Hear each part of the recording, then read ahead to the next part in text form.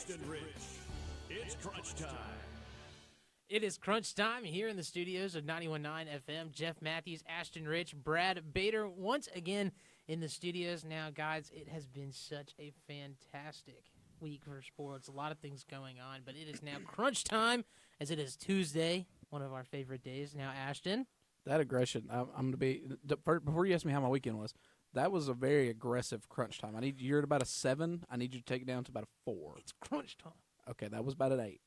All right. It's crunch time. There you go. There you go. It's crunch time. It's crunch time. Yep. Ashton, how was your weekend? Worked all weekend, so it was very cool. I spent 1/4 of my weekend doing the Lord's work for Asset Living, the company I work for in my spare time, signing leases and taking names. Hey, so that's what I like to hear. Brad?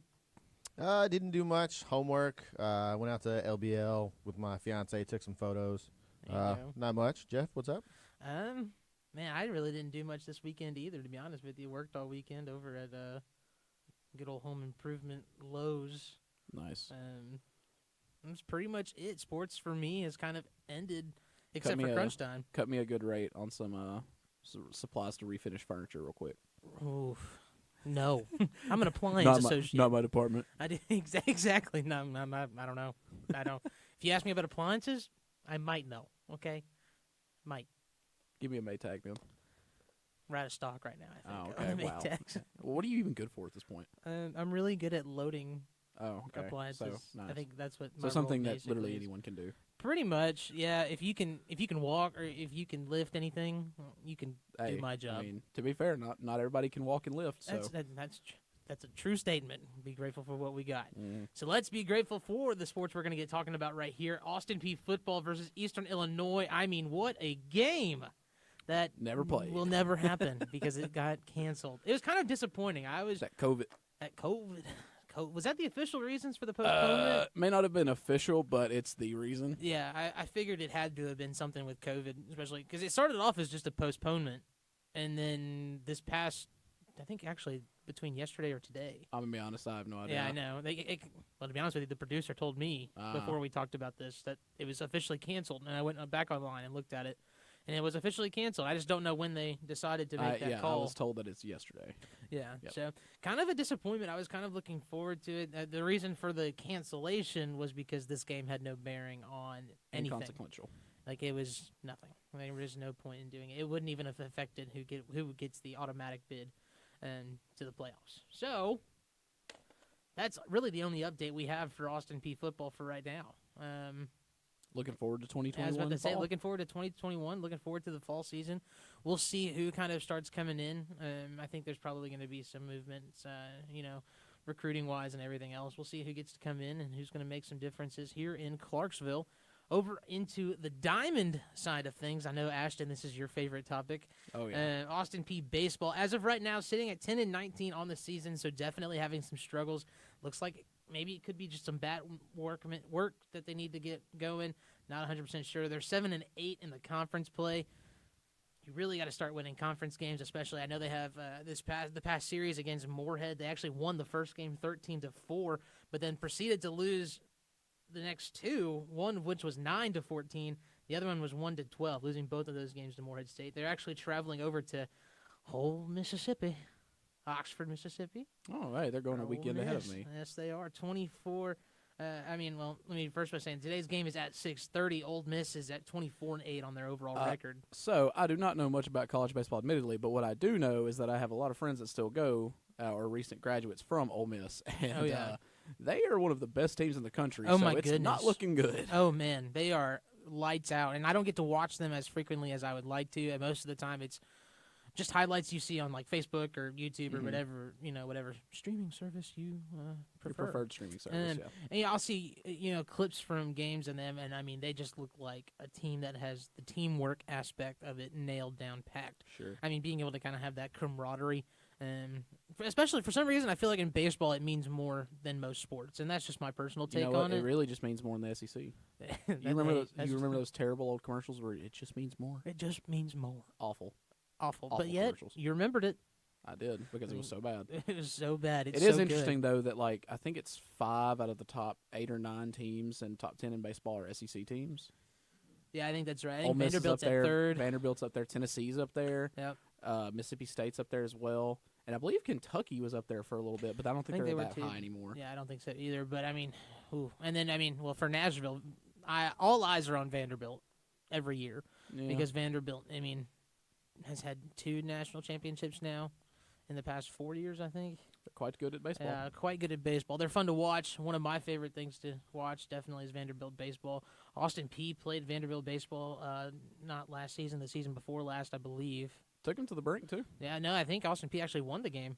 If I remember correctly, they beat I Vanderbilt right. in that game, but it was just a one game thing. They're actually playing Vanderbilt in a couple weeks, I think, or next week around that time. So that'll be interesting to see as well. But Austin Peay really gonna have to start picking some things up if they want to have a chance to kind of make a run and take down Vanderbilt once again, and then continue their play in conference play. Which, as you and I both know, conference play is all that matters. All that matters. We got to get those numbers up for Austin Peay, though. Only. What did I say? They're 7-8 in conference, so definitely going to have to put some more numbers in that win column. Could be worse, though. That is true. That is very true. Could be the Miami Heat. I'm still stuck on basketball. Miami Heat stinks at baseball, so you're right. I don't know. Jimmy Butler's probably got a mean slug on him. He's probably some basketball players. I bet Jimmy Butler could. I bet Jimmy Butler could throw or hit 300. Can you oh my gosh, I would love to see more players playing other sports because I feel like we would see completely different sides of these players. Oh, it's like Anthony Edwards. Anthony Edwards, the number 1 draft pick for the Timberwolves. He said he didn't really care about playing basketball. It just so happens to be what he does. If he wanted to play football. Yeah, it's kind of wild. And then Tim Tebow, didn't really make it far with playing baseball in either direction. Which I think he was cheated out of NFL. I think he actually had an opportunity to go and do something pretty cool with the team. Here's what I'll say about Tebow. He was ahead of his time for the NFL for sure. Yeah. But even in today's NFL, I don't know that – because part of the big knock on Tebow was his throwing mechanics. People actually said his throwing mechanics were like someone stacking bread on a shelf, which is kind of funny. But, the kind of running style of quarterback didn't really take off. I mean, you had Mike Vick, but Mike Vick was kind of a one-off. Randall Cunningham, another one-off. Mike Vick is one of the ones – I guess Roger Staubach should be coined with kind of creating that running style. I would call him more of a scrambler than a runner. See, I agree, but then again, I think he also kind of displayed that quarterbacks have the ability to move. Sure. If that makes sense. Like, I think he kind of introduced it, and then Mike Vick kind of came in and... Well, Randall Cunningham was before Mike Vick, so you got to think it goes... If you start with Staubach, you go from Staubach... Fran Tarkenton was around the same time as Staubach, too, so you've got to throw him in there. He played for the Vikings. Yes. And then you've got Steve Young is also someone you would consider a running quarterback. Randall Cunningham was around the same time as Steve Young. I believe he was before Steve Young. And then the 2000s was when you really start seeing it pop off with Donovan McNabb, Michael Vick, other guys that had kind of shorter runs. Yep. RG3 had that one great one-year run that we know of. Hey, one great year. But now you're kind of seeing it. It's kind of the norm. People want quarterbacks that can move because it makes it that much harder for a defense to adjust and game plan. I think that's one thing that the Cowboys saw in Dak Prescott that, well, on top of Romo's injuries, but about that same time when Romo was heading out. Mobile as well. Romo was a little mobile, but not a lot. Like he wasn't a statue by any means. Yeah, he was more of a scramble quarterback. Right. He got really good at that. But then Dak Prescott comes in, and Dak Prescott is a running quarterback. Sure. If you give him the opportunity to, I think Dallas's offensive schemes don't necessarily allow him to run as often as I think he would if he was just kind of given free reins on it. Sure. If that makes sense. Speaking of quarterbacks, quarterbacks though, Julian Edelman. Oh man, Julian Edelman, best quarterback to ever get into the National League. You made that NFL. You made that joke pre-show, and I was like, man, that's just not funny. He tried to set me up, but it was good. It was good. Let me give you some numbers on Julian Edelman. All right, so 12 years with the Patriots, correct? Mm-hmm. All right, 6 completed passes for 128 yards, 1 touchdown, all in his career. He's never dropped a pass, never thrown an interception. Brad, I think that sounds like a great quarterback to me. Perfection. See? No? I can't believe you two right now. Oh man, I do think it's quite funny though that people on Twitter are actually having the debate of is Julian Edelman a Hall of Famer? Yeah, And that one. Yeah, that one doesn't. It's not even close. I don't think that's. And you can be a good / great NFL player and not even be close to a Hall of Famer. Like that is true. I think people's standards for what is and is not a Hall of Famer has dwindled so much that every player that has a sustained run of high media goes to it. Yeah, high media likability or profile is they're a Hall of Famer. Well, Terrell Owens is in the Hall of Fame and absolutely should be. But the only reason he's not is because the media didn't like Terrell Owens. Exactly. His And they teammates still didn't don't like him. But They still don't like Terrell Owens. And then you've got Reggie Wayne's not in the Hall of Fame as another notable wide receiver. Torrey Holt not in the Hall of Fame, another notable wide receiver. So there's plenty of wide receivers that were arguably the best at their position at one time or another in their career who are not in the Hall of Fame. And Julian Edelman was never at any point in his career the best at his position. Probably not even top 5. I agree with that. I don't. Now, if you differentiate to say just slot receivers, you could make the argument for top 5 at one point. Cole Beasley's got the number 1 spot up there, in my opinion. Of course he does. Hey, don't mess with Cole Beasley. All right, he's the best slot receiver rapper in the world. I'm gonna be honest. I did not expect that reference from you, but I'm glad to see that you've been on the internet more. I will say Wes Welker walked so that Julian Edelman and Cole Beasley and all those other guys like that could run. We'll even drop Trey Quinn in there. Trey Quinn, who doesn't play in the NFL anymore. Wes Welker, haven't talked about him in a while. That's Danny Amendola, also from that same Wes Welker mold. So kind of Wes Welker, and if you think about it, before Wes Welker, it was Steve Tasker for the Bills back in the day. Yeah, you're right. So, I guess it was. Yeah. So, I mean, it's, Steve Tasker, I guess you could say, crawled so that Wes Welker could walk so that all those other guys could run. That's a very true statement. I just don't think that I don't know. Because also when you look at the Super Bowls that Julian Edelman has participated in, I don't think, if I remember correctly, I'll be honest with you, I haven't refreshed my memory on his stats, but he didn't do too much. Like, I think he's a great clutch player. He had the one really famous catch against the Falcons. Yes. Cool. Yeah. Whatever, bro. Like, I just don't think the Super Bowl legacy should be left up to one game. No. Or it should be left up to a few clutch moments. Sure. And I would go so far to say is that while Super Bowls certainly should influence, I think Super Bowl is more important for coaches and quarterbacks when deciding Hall of Fame. Because as a wide receiver, my logic here is as a wide receiver, you're ultimately tied to who your quarterback is and what your offensive scheme is. There's almost no wide receivers that can break that. Allen Robinson, as an example, has been a recent example of one who has played excellent through terrible quarterback play for his entire career. Mitch Trubisky is arguably the best quarterback he's ever had. Whew. Yeah, because he was in Jacksonville. He had Blake Bortles.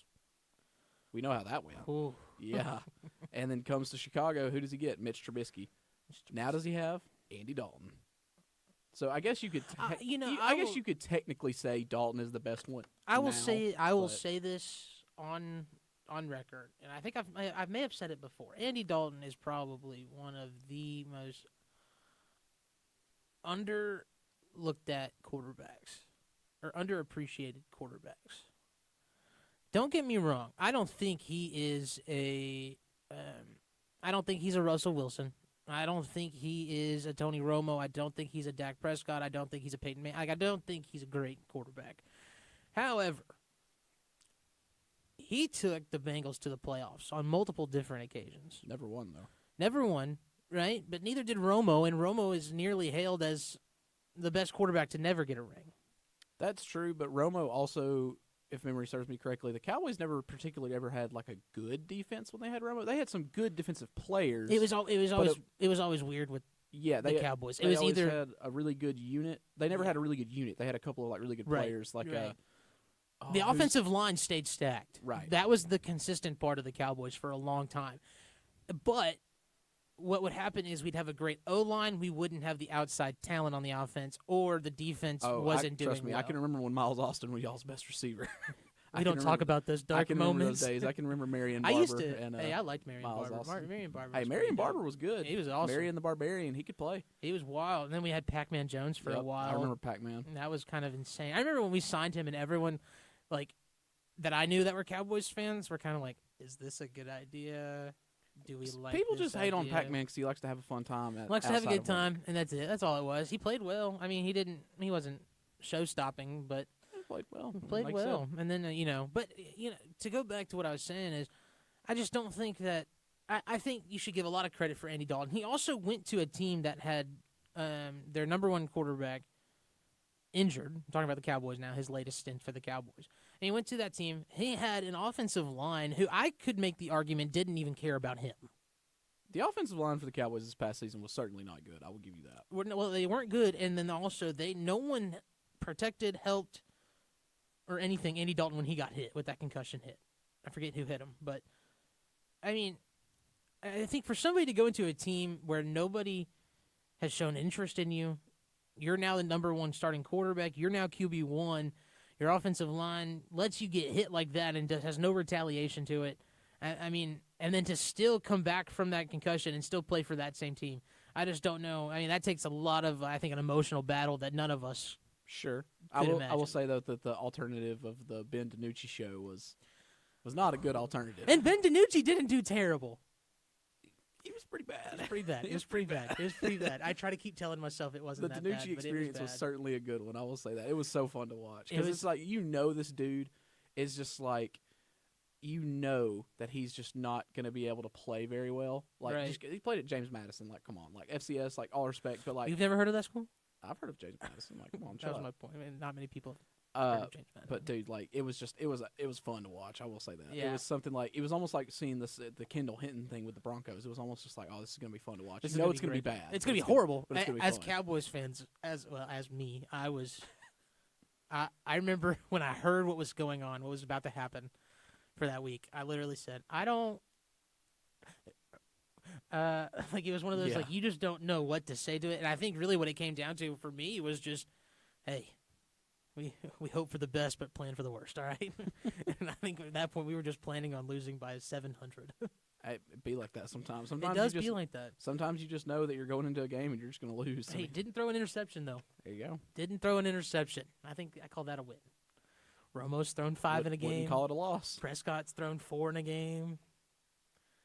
Who? I mean, who was it? It was Tom Brady threw like 5 in one game this past season, the beginning of the year. Yeah. It was wild. It was wild. But anyway, we're going to move on to our next topic after Julian Edelman, now that we've talked about him for about, 10 minutes. Eddie George. We're going back to the state of Yes. Tennessee, right here, hometown. Eddie George is now going to be the head coach over there at TSU. It's interesting for sure. We were asking ourselves the question this morning: is how qualified is Eddie George to be a head coach? And we don't really know. One of our department members, Barry, was trying to describe and talk to us about it, but we're still not really sure that we know. Granted, I will say this: I do think it's kind of, I'm not going to say unfair because it's a business ultimately, but apparently TSU told former now head coach Rod Reed about 6 weeks ago in the middle of the season that he was going to be let go for someone. They just didn't know it was going to be Eddie George. So the school know who it was going to be. So the school basically told him, hey, it's like the second week of the season, third week of the season, but yeah, you're just not going to come back. Yeah, I don't think you After tell like a head 11 coach. years or Yeah, I don't something think you like tell that. a head coach that early. Sure. I mean, I think if you've been there long enough, you'll still be like a professional because I feel like you're still going to be dedicated to your kids That's in a true. sense. How but long was he there? Do you know? a very long time. I want It to say it was was over 10 yeah, years. it was pretty good amount It's of been a time. while. I think at that point, I mean, I think was the conversation more like it's Eddie George. Like, come on now, like Yeah. I mean, and that's just kind of the thing. I don't know, but I think this is a huge opportunity, not just for obviously TSU is probably ecstatic to have Eddie George as a head coach there. But I think this is going to be great for not just the school, but for the community involved. And then Sure. a lot of those kids who are growing up, and they want to, and they live in these neighborhoods, and TSU is right down the road from them in Nashville, or it's just right here in state. I mean, you can go and get a great education over at TSU, and then it's a big also recruiting boost too. yeah, exactly. I mean, you have Eddie George, but then on top of that, I was reading a article about it. I forget the names, but I mean, Eddie George. I mean, it brought up the point that Eddie George probably, I assume, has a little black book full of contacts that are interested in coaching jobs. Evidently, I've heard that they've already named Jeff Fisher like a special advisor or whatever. Yeah, I thought I saw that too, and I wouldn't be shocked. They'll find a way to go 7-9. That's for sure. Yeah, that's for sure. Jeff Fisher, probably one of the best coaches, but just not the best coach. If that makes One of sense. the most average coaches ever. Yeah, there you go. I think He that's was a never good way to good, put it. but he was never awful until he was really bad at the end. I think he had a better run with the Rams than he did with Titans. No, I couldn't agree with that. Just because he took the Titans to a Super Bowl like early on in the stint. Yeah, early on. But like at the Rams, the Rams weren't even good. Like, granted, part of that could have been Sam Bradford, I guess. Sam Badford. For those who don't know, that was way back when they were called the St. Louis Rams. Yeah, way back when they were in St. Louis. And then you've got to think about, Jared Goff, his first 1 or 2 years in the league. People were like, "Gosh, this guy's awful," and it's kind of this the guy's Jeff terrible. Fisher thing. But I think the biggest thing, one thing I've always thought about with Jeff Fisher is how much different Vince Young's career might have been had he gone somewhere else. Where do you think he could have gone? I don't know. That's the question. Because this is purely speculation. Right. This is pure just thought. Just to think of where he might have, if he would have gone to somewhere, because Jeff Fisher's a defensive head coach in theory. So if he would have went somewhere, maybe with like an Andy Reid, maybe with like someone who develops quarterbacks, kind of developed Donovan McNabb a little bit, how different it might have been for Vince Young. Because Vince Young had all the talent in the world. I just don't know if he knew how to put it all together. Or Bill Parcells. And I don't know that he could be in a good one too. And I just don't know that Jeff Fisher knew how to get the most out of him. Which, granted, that's not necessarily anyone's fault. It just is what it is. Yeah, that's true. I'm trying to remember. But, Vince Young's rookie season was one of the better rookie seasons we had seen. He was incredible his rookie season. Statistically, not necessarily incredible, but he just came up clutch in so many He was games. with the Titans for a while. Vince Young. 5 or 6 years, if memory serves me correctly. But he kind of had a very tragic end to his career, where he had a lot of things going on personally and mentally and all that. He switched between 2 or 3 different teams at one point. At one point, I think he was with the Eagles, and then recently he's kind of come up as a meme where whichever draft it was recently, where the Titans selected Harold Landry. Yeah. They always get people besides the commissioner to read out the names, and he gets up there and he's like, "The Titans select Honor Landry," and it's like, bro, you can't even read. I feel like that probably really does kind of is hard when you are one of the top quarterbacks, and then your kind of legacy is you're the quarterback that disappeared. Yeah. That is kind of when you say Vince Young, that's exactly what I thought of. I was he kind of disappeared. Yeah. Where did he go? We had the running quarterback discussion literally just on the show earlier, and Vince Young didn't even come to mind for me. Yeah, no, didn't. Because but he was a running quarterback. Yep. He did fantastic, and then when he was over with Texas, it was if incredible. you think about kind of what Deshaun Watson is and has been, Vince Young was kind of that for the Titans in a sense. Except if I remember correctly, Vince Young had a much better athletic profile. Not to say Deshaun's is bad, but Vince Young. You got to think that Vince Young was big. That game, that Rose Bowl game against USC, is still one of the best college football games of all time. Oh yeah, absolutely. And I would argue. So if you've seen it, I saw this highlights of it the other day. The Louisville-Clemson game from the year where Lamar Jackson and Deshaun Watson both came out in the draft, I think is probably, if not the best, probably top 3 college football games of all time. Wow. If you've seen the game, I watched it live, and it was just one of the most incredible games I'd ever seen. Because Lamar, Deshaun had all the weapons and, obviously is super talented himself, but Lamar almost took down Clemson by himself pretty much. It was incredible how good Lamar Jackson was in college, and people really thought he couldn't play quarterback in the NFL. Yeah, I forgot that was even a question. I forget what the really old the dude who looks like he's a ghoul off of some scary movie. That's a draft analyst guy. I forget what his name is. He's so old. I think I know who you're talking about. He's so old he might as well be from the 18th century himself. But he was just like, Lamar just needs to switch and play wide receiver. And it's like, 85-year-old white guy telling the super talented black quarterback he needs to play wide receiver. It's just not a good look. Yeah, not a good look at all. It's not a good look. Brad, what's your favorite college football game?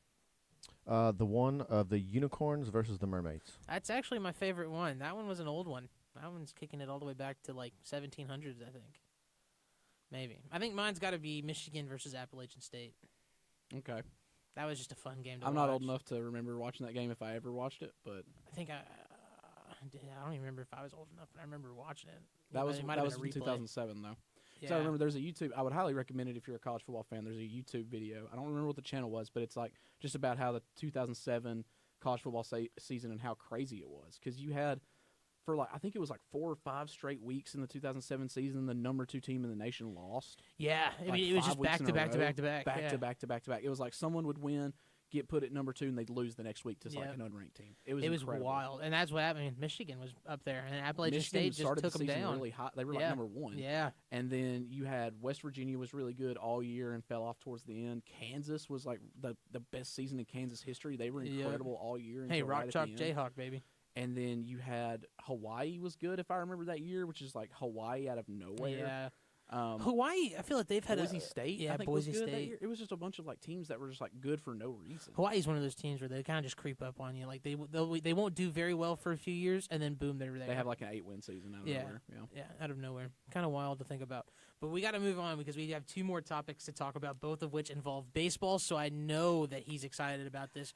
Hey, I'll talk baseball. I just don't know a lot about it. Joey Musgroves gets the no. Now, when you say no hitter, that means no walks, no hits. No is just another word for no hitter. Okay, so no baseball slang. Yeah, gotcha. Baseball lingo. It's still good, still impressive. Who's he play for? Don't do the signs. We have limited time here. San Diego Padres. Okay, Padres. Great. I watched the highlights. It was a fantastic. Had 10 strikeouts, but then I found out I dug a little bit deeper because I didn't know too much about Joey Musgroves, to be honest with you. He's from San Diego. Grew up watching Padres games with his dad. Leaves, joins Major League Baseball, plays for another team, then comes in, plays for the Padres, and does this. Incredible moment. And then on top of that, the catcher, Victor Caratini, caught the last 2 no-hitters. So he caught this one with Joe Musgroves as the pitcher. And then last season, the last no-hitter before this one, he caught Alec Mills, who plays for the Cubs. And then he had a no-hitter. And I just thought this was wild to get that kind of fate of just, like, the catcher catching the last 2 no-hitters for 2 different teams. Yeah, and admittedly, our producer, Nathan, who's much more versed in baseball than me, is letting me know that's the first no-hitter in Padres history. Yeah. So shout out to the boy Musgraves. But I will admit, since our last show, I've been trying to keep up with baseball a little bit more. We also got to chime in with your assignment. How's your team? The Angels? Yeah. They're still doing all right, I think. Still doing okay? Just they haven't been doing too much, I don't think, right? I mean, hey, they're the Angels, bro. They're gonna. Well, they're in the outfield. Exactly. Get out. So speaking of the Angels, Mike Trout jumps in on some replay troubles for the Atlanta Braves last night. That's why you were so mad at replay. It was a Braves thing. Yeah, okay. I was not the only one that was mad about this. Trust me. Alec Boehm got called safe at home